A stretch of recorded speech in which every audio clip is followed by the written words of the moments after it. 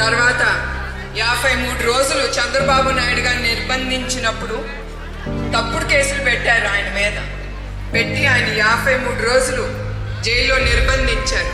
అక్కడ కూడా ఆయనకి కార్యకర్తల మీదే, ఆయన ఆలోచన ప్రజల మీదే.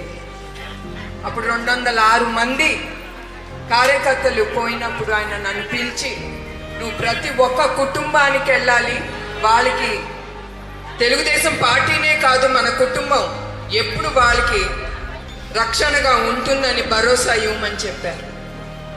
అట్లా ఈ నిజం గెలవాలనే ఈ ప్రోగ్రాము ముందుకు తీసుకెళ్ళాను.